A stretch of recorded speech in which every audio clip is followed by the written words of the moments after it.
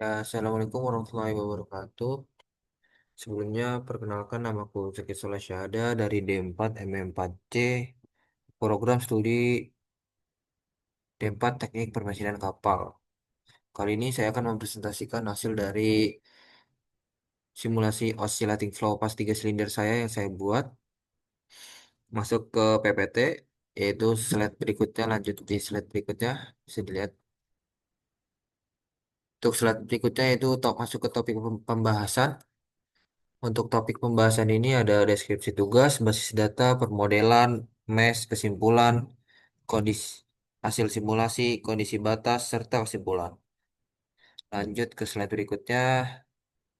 Nah, slide berikutnya ini berisi tentang pengertian apa sih simulasi oscillating flow ini. Simulasi oscillating berosilasi atau oscillating flow ini yaitu adalah studi fundamental dalam dinamika fluida yang penting untuk memahami fenomena seperti vortex heading, gaya lift, dan drag transient, serta interaksi fluida struktur. Proses ini dapat direalisasikan secara efektif menggunakan kombinasi perangkat lunak, open source yang kuat seperti Salome, OpenFOAM, serta Paraview. Lanjut ke slide berikutnya.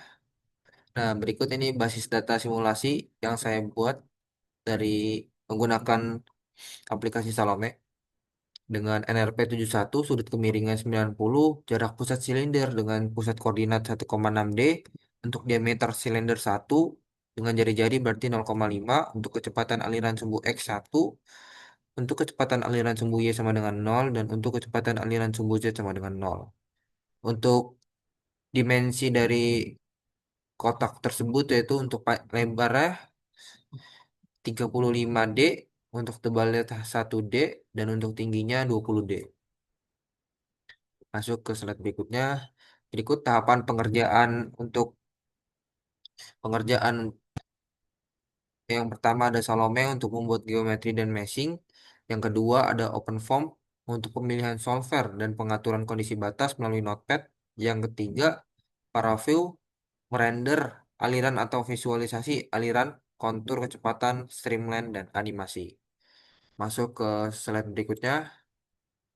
Untuk slide ini itu permodelan numerik. Slide ini berisi dengan gambar model domain simulasi yang dilengkapi dengan box 1 dengan ukuran DX-nya 35 dan DZ 20 dan DY-nya pasti 0, dan box 2 dengan ukuran DX 9 dan DZ 9, dan di tengah-tengahnya box 2 ada 3 silinder yang masing-masing diameternya 1 dan jarak lubang pertama dari pusat koordinat sebesar R sama dengan 1,6 D dan membentuk sudut ke kiri sebesar A sama dengan min 90 derajat, lalu diputar menggunakan rotation se- sejauh 120 derajat sehingga menghasilkan 3 silinder.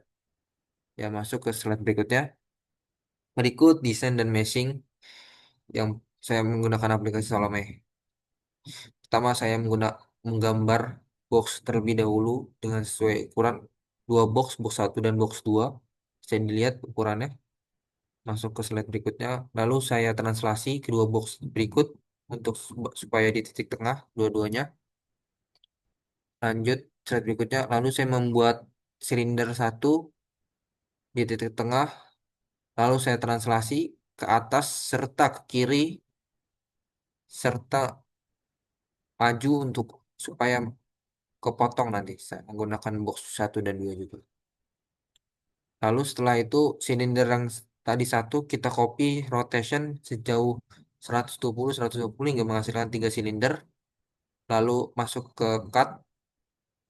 Untuk cut pertama itu box satu dengan box 2, lalu box 2 dengan silinder. Lalu hasilnya pemotongannya seperti ini. Setelah di cut, maka dikompon satu sehingga menghasilkan subjek kompon. Lalu setelah kompon di satu lalu di glue. Setelah di glue bisa dilihat menggunakan glue edge. Jadi lihat lagi, lanjut, lanjut. Nah, berikut hasil meshing dari oscillating flow 3 silinder menggunakan aplikasi Salome. Lanjut. Nah, berikut ini hasil compute dari submesh 1, 2, 3 dan hasil compute utama mesh satunya. Yang submesh 1, 2, 3 bisa dilihat. Ini submesh 1, submesh 2, submesh 3, mesh utamanya. Dengan mesh utama berarti totalnya 46.000. Masuk ke slide berikutnya, masuk ke open form. Waktu di Notepad saya ada trouble di sini sehingga saya menggunakan bantuan AI untuk mencari problem dari trouble ini sehingga setelah semua trouble sudah dapat solusi maka bisa saya running hingga selesai dari open form ini. Masuk ke Notepad P pada data inlet atas bawah silinder 1, silinder 2, silinder 3 menggunakan zero gradient. Untuk depan dan belakang saya gunakan empty dan outlet saya gunakan fixed value dengan uniform 0. Masuk ke Notepad U pada data di atas bawah silinder 1, silinder 2, silinder 3 itu menggunakan no slip. Untuk depan dan belakang saya gunakan empty dan inlet menggunakan fixed value dengan uniform 000 dan outlet menggunakan zero gradient. Untuk notepad boundary pada data inlet, outlet, atas bawah itu menggunakan tipe patch. Untuk ke depan dan belakang saya gunakan empty dan silinder 1, 2, 3 itu menggunakan tipe wall. Masuk ke notepad control dict pada data control dict start from latest time start time dimulai 0 dan end time 200 dengan delta time menggunakan 0,005 dengan write interval 0,5. Masuk ke slide berikutnya, masuk ke paraview setelah open form menjadi file, lalu dibuka ke paraview. Setelah buka di paraview, lalu disetting untuk menjadi magnitudo kecepatan, vektor kecepatan, dan kontur 1 dan streamline. Nah, berikut plot vorticity, berikut plot magnitudo kecepatan, berikut vektor kecepatannya, berikut kontur kecepatan. Nah, berikut hasil aliran yang saya rekam menggunakan laptop saya sendiri.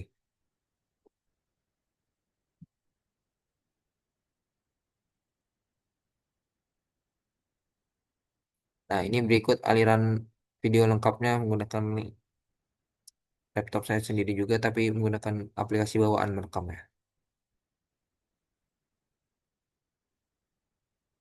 Saya cepatkan, saya tidak menghabiskan waktu.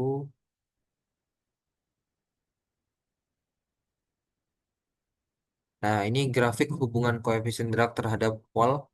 Bisa dilihat, ini untuk silinder satu, silinder 2 dan silinder 3 bisa dilihat.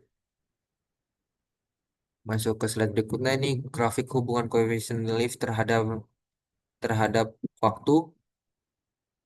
Untuk silinder satu, silinder 2 dan silinder 3 bisa dilihat. Perbedaannya sangat jauh.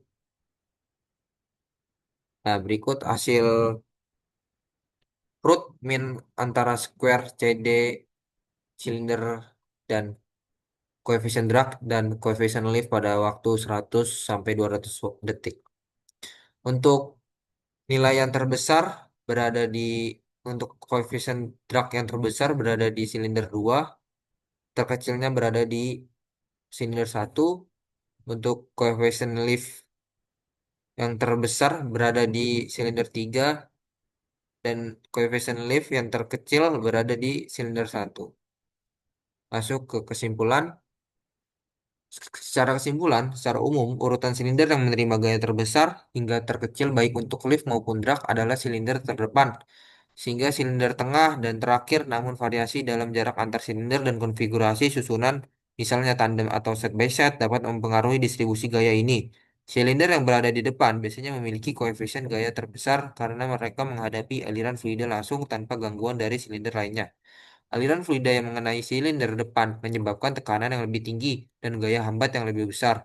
Selain itu, pelepasan vortex yang terjadi di sekitar silinder depan juga menyebabkan fluktuasi gaya angkat yang signifikan. Berikut, ya terima kasih atas pemaparannya. Saya cukupkan. Ya, terima kasih. Kurang lebihnya mohon maaf. Wassalamualaikum warahmatullahi wabarakatuh. Sekian, terima kasih.